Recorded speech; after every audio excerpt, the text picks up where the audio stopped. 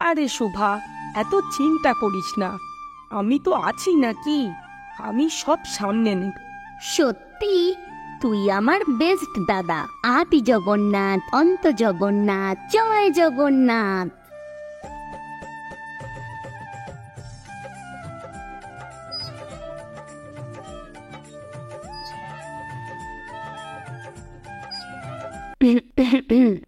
কি কিছু বলার আছে?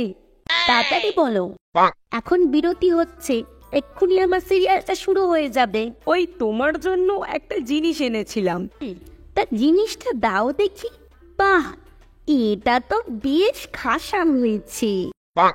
তা হঠাৎ এসবের কারণ কি?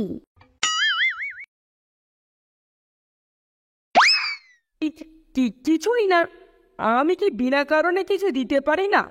না তা কেন, বল দাদা বল, আর দেরি করিস না, বল বল, বলে দে। সিরিয়াল শুরু হয়ে গেছে, এখন আর কোনো কথা না।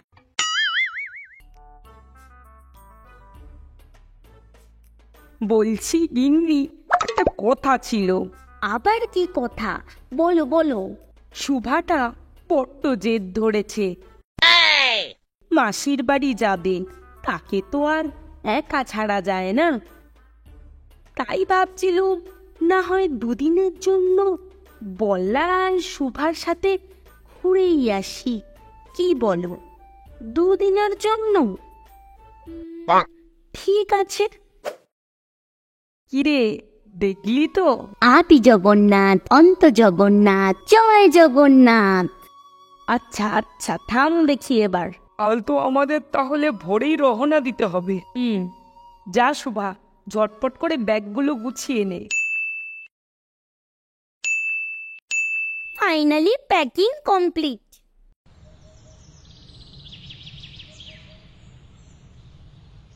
জয় হরি শ্রী হরি, জয় জগন্নাথ, জয় জগন্নাথ, জয় জগন্নাথ, জয় জগন্নাথ, বলো জয় জগন্নাথ।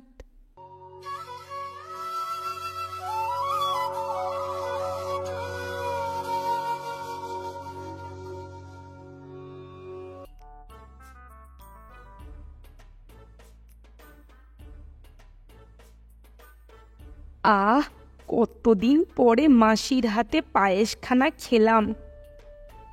সত্যি জগা, তোর এনে মাঝে মানতে হবে, শেষমেশ তাহলে এসেই পড়লাম।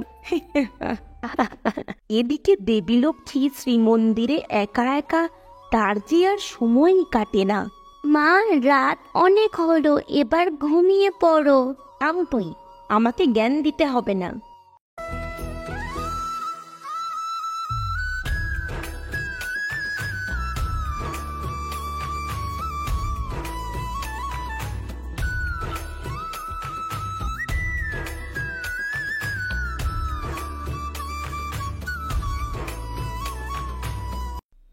চতুর্থতম দিন, 4 দিন হয়ে গেল, এখনো তো উনি এলেন না।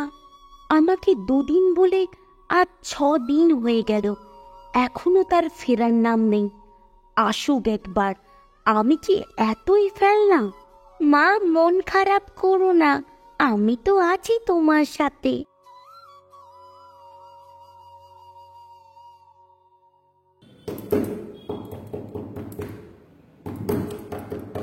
কি হলো? দরজা খোলো, আমরা জগা, শুভা আর বল্লা। দীর্ঘ প্রতীক্ষার পর দেবী লক্ষ্মী দরজা খুলল, কিন্তু সে তো এখন বেজায় খেপে। ইরে দাদা, আবহাওয়া তো বড্ড খারাপ দেখছি। তা তো হবেই, কি যে কপালে আছে কি জানি। গিন্নি, বলি ও গিন্নি, হলো কি?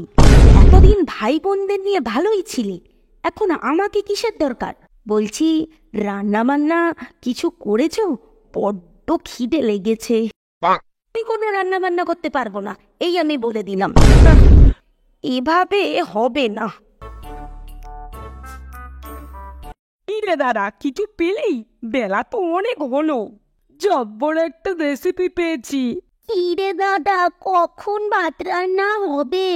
বেলা তো অনেক হলো। পেটে যে ছুঁচোয় তো দিচ্ছে। নে নে, এবার তাহলে শুরু করা যাক। হ্যাঁ, সেই ভালো।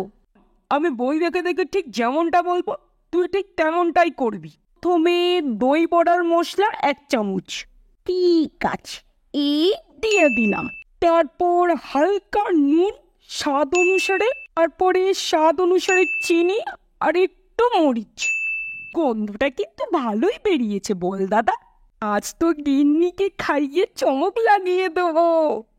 দাদা এবার তাহলে দেখি কেমন হলো। এই কি হলো?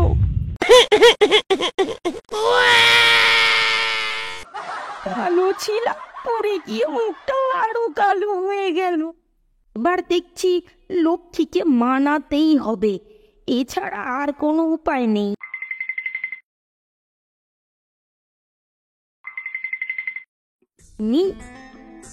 আচ্ছা, বড্ড ভুল হয়ে গেছে।